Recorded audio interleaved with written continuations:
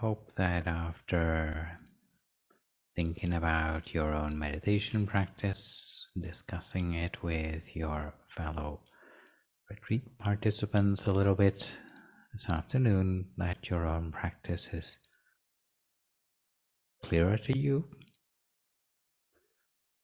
Not guaranteeing that it'll make you find a way to go any further along the path that you have already come, but at least you know where you are, which is always good from the point of view of navigation, like knowing where you are, right? Yeah, so you can like plan plan where you're going now. And even without eavesdropping on your conversations, I can pretty much predict the sort of things that you were up against in your meditation, because for thousands of years people have been up against the same sort of things. And classically speaking, the sort of things you run into when your meditation is not going very well, so at a time when your mind has not really become unified, you can predict come in 5 different categories called the 5 hindrances, which I probably guess you have heard about ad infinitum so many times that you can probably count them up in your sleep, right? Because any meditator knows what 5 hindrances are, and in the back of the mind they've got all the solutions they need to overcome any of these, so they don't waste their time in their meditation practice running up against these and being caught up in them for very long, so that you can get straight on to the real business of meditation. Am I right? You know all about them already? I'm trying to save some time here. Any which you are stuck on? These are the ones when your meditation is not going well. So sense desire being when your awareness gets back caught up in the things around you that come to you via your senses. Yeah? Not only that, but also even the dreams or wishes or good intentions you have to make progress, you can even get caught up in the desire for that, in which case you should try to back off. Yeah. Ill will, mostly it's about anger. If anyone's sitting down is on a particularly angry day, then they'll know that things like loving kindness will help to rectify that. But a lot more it's about pain and discomfort. Actually, we can get quite angry with that as well. So we push away the pain, and that ends up being an obstacle to our meditation. And I think I've mentioned here before that pain does come in different categories. So if someone were to ask me the question, when I feel pain in my meditation, should I move or not? We had this discussion before. And the answer is sometimes it's good to adjust, and sometimes it may not be necessary to adjust. So which is which? So generally we know we want to be comfortable and at ease, good for meditation, right? And sometimes there's pain that comes along, so what do? Sort of avoid it completely, just keep moving around? Well, generally that is the case. We try to get ourselves comfortable, avoid pain, back pain, whatever, then we try to avoid it as much as possible so that we can really forget our body and get on with the real job of working with the mind. Yeah? So superficial pain, try to minimize it as much as possible, adjust ourselves to avoid it. But then there comes the pain from unfamiliarity with sitting for long periods of time without moving too much. In such cases, it's good sometimes to sit through the pain so that your body gets used to, let's say, sitting without moving too much for an hour of meditation, and then you're better equipped to sit for a proper hour of meditation without having to worry about your body. Yeah, your body gets used to the posture, And by stretching and doing various yoga postures, you can improve your posture in that way, especially if you're sitting on a meditation mat. So sometimes you might want to make a point of sitting through discomfort in order to get your body used to a good meditation position, so you get more flexible. So sometimes you might not want to move. And then there's another sort of pain, so a third one of the three, which you might call like phantom pain. And this is something weird that tends to crop up just when your meditation is going quite well, not when your meditation is going badly. And it's generally the sort of pain which you are really scared of. So it's like trying to push your buttons. And often it comes from things which, if you were to take a look, sneak peek at what that pain is doing to you, you find it's not actually there. But it's the fear of that pain that is really putting you off. My favorite bugbear of pain is actually being bitten by mosquitoes, which is like probably for real if it's in Thailand, especially if you sort out a place with the minimum mosquitoes, like a mosquito net. You sat down, you're just starting to really get into your meditation, and then you feel this little sensation about a small insect, and they're not that small either, landing on you and sort of getting its proper posture so it gets the right angle to really get a deep bite in there somewhere. And you can feel the whole thing even without opening your eyes. And then you feel like, jabbing pain from the mosquitoes starting to suck your blood out, and you're starting to think to yourself, it's like here I'm managing to give a little blood donation even without having to move from where I am, and really I should have compassion for these living beings, and even if I try to move it away, then it might squash it by mistake, and that would break the first precept. So like, I'd better just sit here. And then eventually you can't tolerate it anymore, and you have a little open one eye to have a peek at this huge mosquito which is causing you so much torment. And what do you find? Nothing's there. The whole thing is like your imagination playing you tricks on you. Weird, eh? And if you know, like, you have a back injury, then it's going to be creeping back pain that's going to come out on you all of a sudden. Whatever you're most afraid of, it'll be that sort of pain. So in this third sort of scenario, which is actually what you would call special hindrances, again, you would have to sit through it, pretend you're not interested, and eventually it'll go away and not come back anymore. So that's classically how the hindrances are explained. Did we get pretty far? Sleepiness, we know lots of ways to wake ourselves up, apart from coffee. Wash our face, drink more water, eat less lunch, this sort of thing. Yeah? All makes sense. Absent-mindedness is like getting caught up in thoughts. We know how to use samarahang, know how to ignore the thoughts, and not elaborate on the thoughts become less. Doubts, clarify our understanding of the meditation technique. So that's classically how hindrances are explained. So it's just yet another list of things to remember for the meditator. Sometimes it's not very sort of enlightening for us. And I should say that hindrances are important. Even this list of 5 hindrances is important. Why? Because in the greater scheme of things, they are the last thing that stands in our way of meditation progress between the sort of basic meditation and what comes after that, which is where the mind does manage to get that sense of one-pointedness and entering upon the first jhanas or absorptions in meditation, where the mind finally becomes unified, and instead of just practicing meditation, then it becomes like meditation proper. You notice that the 5 hindrances are the last ditch there. Once you overcome them, you're into the zone of your meditation.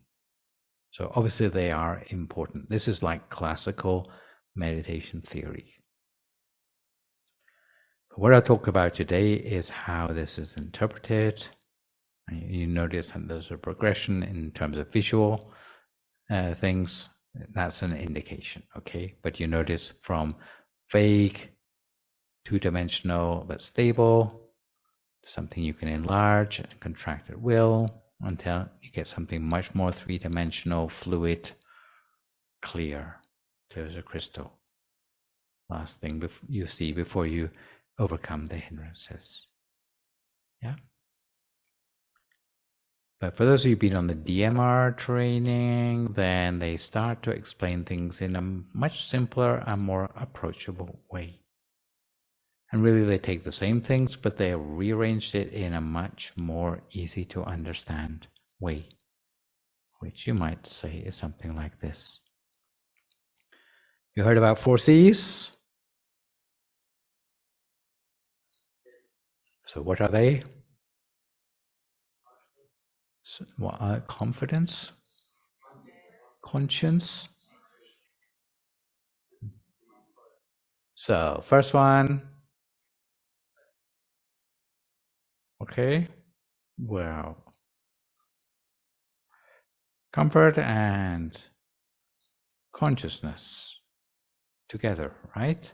In balance. 1, 2. Number 3, consistency, keeping it going. Okay, is that what they call that? Okay, so the last one is like going back over things. Sometimes they call it checking. It also starts with C. Consistency, we already had that. So this is like my take on it. No, that one. So get the right one. Something like this. Oh, no, no, no. No, no, no. Correction, checking, whatever. Ooh, where's it gone? Oh, it's disappeared completely. Well, not to worry. But what you say is right. But if you just take, okay, we're now moved on from a list of 5 things to a list of 4 things, so there's this progress. Actually, they explain it like this now. The relationship between them. And what it said we are doing in meditation, and this is why it asks the question, when you sit down and meditate, what is the thing you do? You place your mind. How exactly you place your mind, where you place your mind, with what gentleness you place your mind, the timing of how you place your mind, well, that depends on you. But obviously we try to do it the best we can in a way that will then lead to the emergence of meditation. So the blue cross here is initial placing of the mind. Obviously very gentle, somewhere that you feel okay with, inside the space of your body or even outside the space of your body. Sometimes it ought to be at the center of your body, but sometimes it's not because you don't feel it's natural for you. You're still focusing your mind somewhere else. Well, go for that. It can be anywhere you like. X marks the spot, but that X can be anywhere you like. After all, it's just a starting point. Generally, we do it gently, and having rested the mind there, then the 2 C's kick in, the first 2 C's, where we have, I've called it ease and focus here, need to go together hand in hand and in balance. If you have too much ease, then you get sloppy. If you have too much focus, then it gets too hard and too concentrated. So you end up with tensions of some sort. So somewhere between the two, you need to keep a balance going. So the first 2 C's, but keeping it going, keeping them in balance, keeping on the track, as long as you can, not letting yourself slip on in one direction or another. That is where the consistency comes in. So obviously, the longer you can hang on to that, the further it is going to go towards slowing down and stopping of the mind. Not yet, but we will get eventually, if they get the stopping of the mind, to inner experience of some sort, because the mind will start to get to a place where it can stop thinking. The moment it stops thinking, then you get the arising of inner experience, which we didn't put there, but it arises by itself when the mind is in a state where that can happen. So where do the hindrances come in? Well, hindrances are what happen if you slip off track, either one side or the other. With those two things, the concentration and the comfort, they slip off balance either one way or another, then we end up in hindrances. So if we get too sloppy, too much ease in our meditation, we fall on the side of sleepiness, you can see there. It's the deviations off from the red line. Or we get distracted away by sounds around us. So exactly the same as what we heard from the 5 hindrances just now. If we're trying too hard, then we get tensions coming back in our meditation. So this refers to people who have desire but for results, or just sense desire more generally. Even forms of pain are in there too. And hankering after results, especially for people who have in the past had some sort of good meditation result and they want more of it, then they sit down to meditate, trying really hard to get back to what they had before.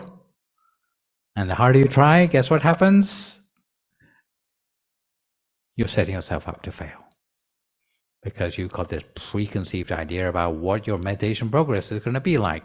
So you try really hard to get to that. The more you try, the harder it is to get to that point.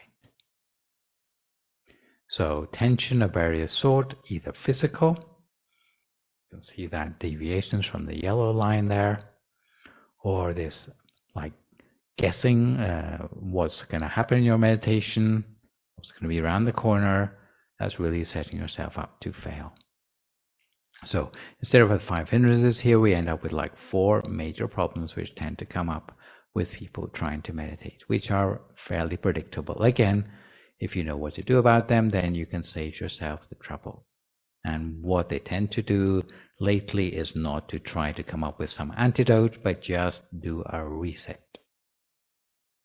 And the simplest way to do a reset is just to open your eyes gently and then close them again. And you might think, oh, well, you waste all the progress which you've made up to that point. Is like starting all over again, starting from square one, but it's not the case. Because you've already got some sort of inertia, some sort of momentum which you built up in your meditation already. So when you close your eyes again, you actually find yourself further along the path than the beginning. So little by little, you start zeroing in to the right-hand side there, where you're getting closer and closer to a point where inner experience is within your reach. So over on the right-hand side, that is what's called stopping of the mind. And lately, the teachers in Thailand have explained that we ought to know where we are in this scheme of things here.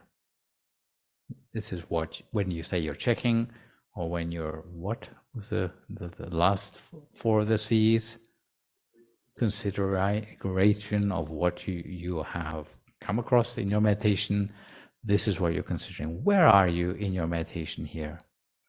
In the very first phase, what you're trying to get is build up that sense of ease in your meditation. You don't need to hanker after anything more than that. Just getting yourself relaxed in every possible way, especially body and mind.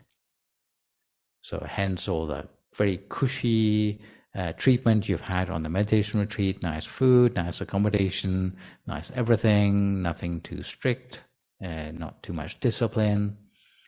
Get ourselves relaxed, because the moment we're relaxed, and everything just falls into place. But the second phase, so once we're relaxed, we're starting to get into the zone. We've got those 2 lines there, the red and the yellow, sati, sabai. The 2, the concentration and the comfort, or as I've called it here, the ease and the focus, keeping them going, keeping that balance going. Our meditation, once we've got relaxed, it becomes about how long can we keep that going? How consistent can we be in keeping those 2 things in balance without having to constantly be opening our eyes and starting all over again? So that's what we're working on in the second phase of our meditation. Once we start to get a taste for what the balance feels like, what it feels like to be on track on this road here, then we start to get a sort of becomes second nature to keep our mind on the track rather than letting it deviate off into those hindrances of various sorts. And then the third phase, if we might think about whether we are there yet or not, or to what extent we are there yet, is the actual stopping of the mind, which will give rise to inner experience, which will arise in various forms, depending on the person and the depth of our meditation. Yeah. So this is the work we're doing. Consideration, are we at the point where we're still trying to get ourselves relaxed? Or 2, have we got to the place where we are already relaxed, we're now working with our sense of balance here? Or have we got to the point where the mind has actually started to stop? And stopping, of course, has different depths to it, but can we keep the mind stopped? This is what we're working on. So we need to ask ourselves, when we're doing the consideration part, the checking of our practice after we've sat down, or whether we're having our group sharings or not, what we ought to be reflecting on in our own practice is, this time around, where are we in these 3 phases of our practice? And that will dictate to us what we need to really focus on in improving our meditation practice. So if I hear, as I've heard from some people, like I've been meditating 5 years and whatever, and it feels like it's getting a bit stagnant now, you need to go back and consider your practice. Like, where are you? Are you at a point where you still need to be relaxing yourself even more? Or are you at a point where you're starting to get some balance there and you need to work on like how consistent can you be? How long can you keep it going? Or at the point where you're starting to have some sense of what it feels like for the mind to stop, and you're working at a point where you need to make that more steadfast so that it can be at a standstill the whole time. Yeah. So these are the sort of things which I hope would have come out of the practice and also discussion evaluation today. Yeah. I don't know, having said all these things, have I managed to catch all the sort of things you are wondering about, or do you still have some things which you would like to ask about in more detail? Yeah. So let's say for a 30-minute meditation, if I were to have, let's say, 4 instances for 5 minutes straight, that zone, and stop, 5 minutes, 5 minutes, 1 minute. If that considered as self-move meditation, whereas if I would, let's say, 10 minutes, takes me 10 minutes to get into that place, and I go 20 minutes straight. Oh, that would be better. So that to me would sound like you're working on your sort of balance here, your balancing act.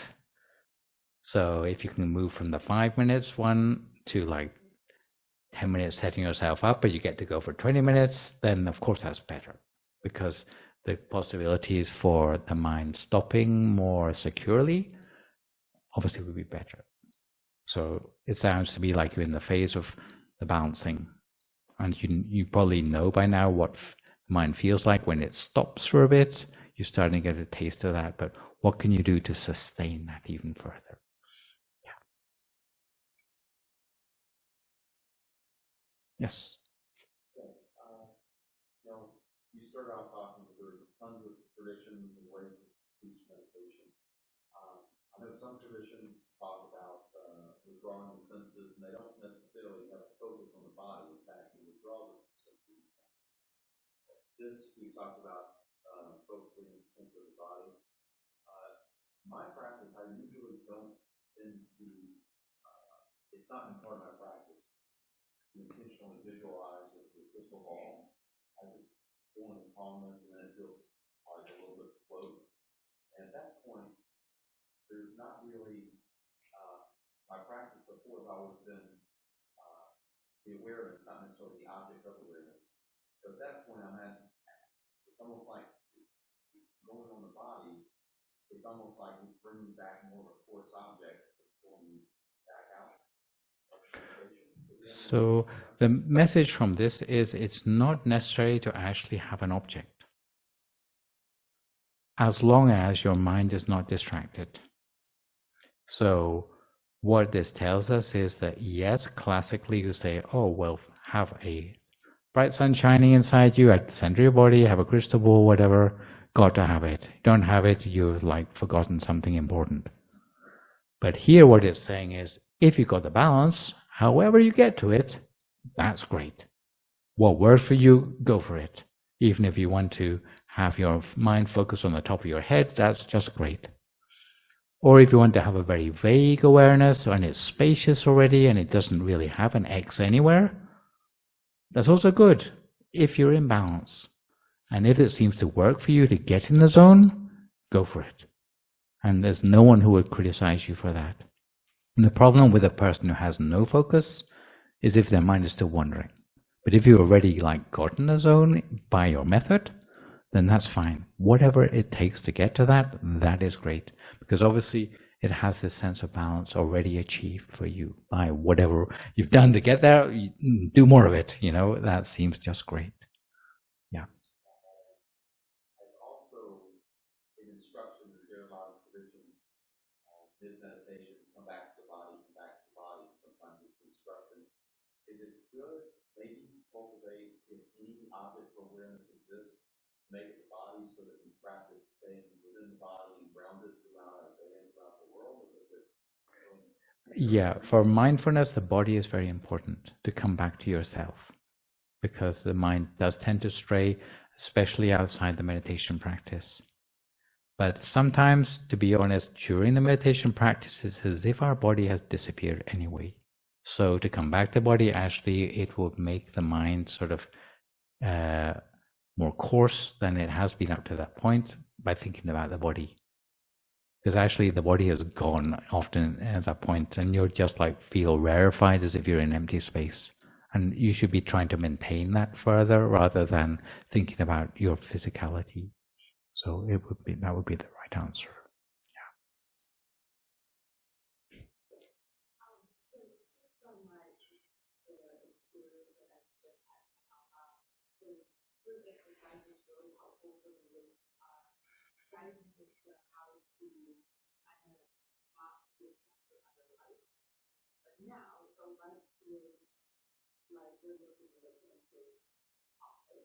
So which light is this? This one? Not like your light. The one you generated? Wow. Painful. Oh, I have to wear sunglasses for meditating.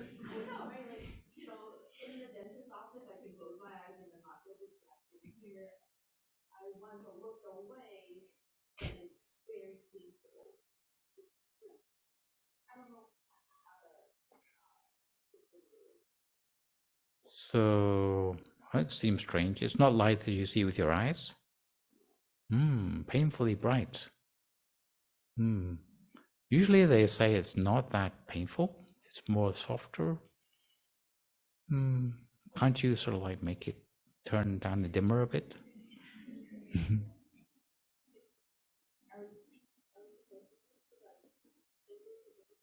Well, we must have comfort. So I guess we get to turn it down a bit.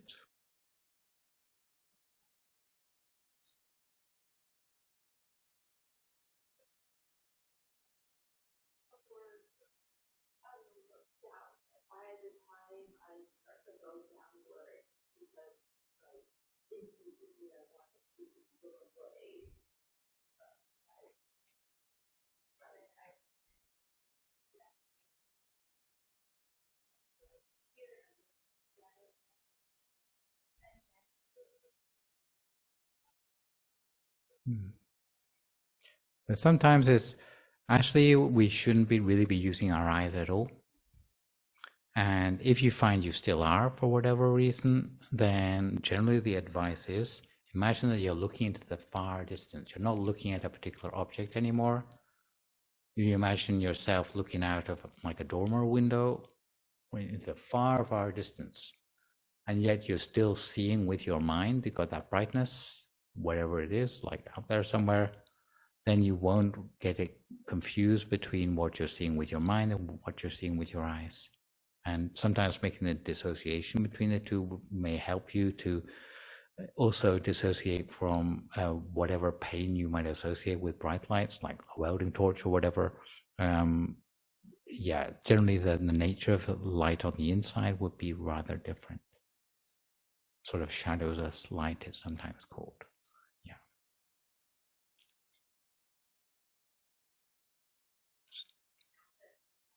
So I get asked a lot before I like prefer the two. With regards to like strict silent meditation, any benefit for that, or just kind of like hard experience?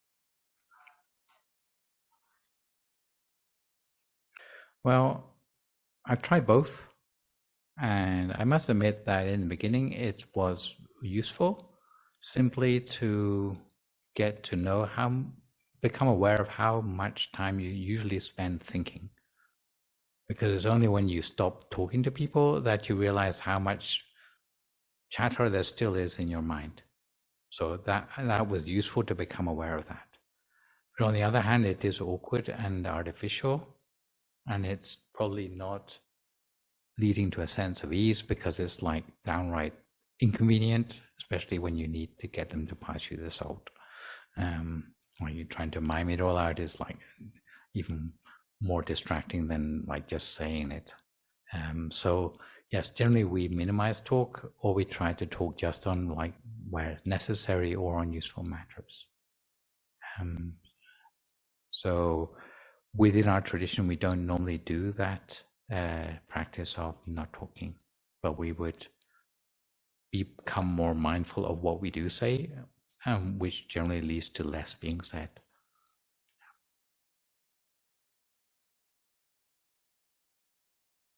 In Azusa, when we do retreats, at one stage we used to have tables for the people on retreat, and the people who wanted to stay silent, we had a little like silent sitting place sort of sign where people could choose to go and sit there if they happen to be really deep in their meditation. They don't want to have like talk about the weather or whatever with their people they have never met before. They can go and sit in that table, and some people wanted that. So yes, we try to individualize the practice.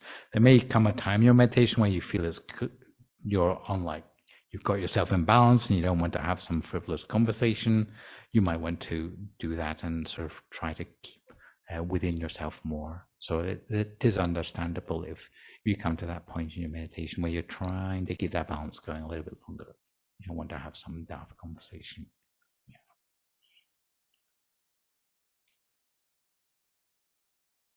Yes, go on.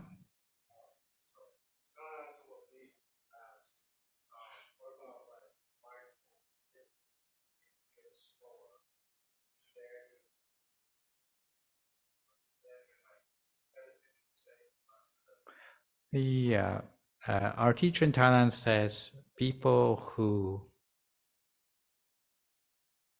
eat fast tend to die fast. Sort of typical sort of Thai, very straight to the point observations. Therefore, if you eat slowly, then you tend to die more slowly. Maybe that's not the way. You tend to live longer, let's say, because you give your digestive system a chance. So yeah. As for mindful eating, there's this sort of stereotype that mindful means doing things slowly or at half speed, but generally it's more about like speeding up your mind to keep up with events more. So it's not necessarily that you would do things more slowly just to make them mindful, but you tend to have a broader awareness. But for the walking meditation tomorrow, I think they'd walk more slowly than usual, but like not at like a complete crawl. Okay. So yeah, be warned. It's mindful walking, but it might not be sort of like it's not like walking like a robot. Yeah. I'm sure the monk will explain when it comes to time. And that's after lunch tomorrow, I believe. Yeah. Shall we let you have some beauty sleep? Those of you who have to get up at what? 4:30? 5:30? 5. Okay, 5. 5 it is. The ones who stay over get to wake up at 5 in the morning, if they've actually gone to sleep before then. Yeah. And anyone who can't sleep well, you can always sit up and meditate further all night if you like. Yes, there's that opportunity is there too.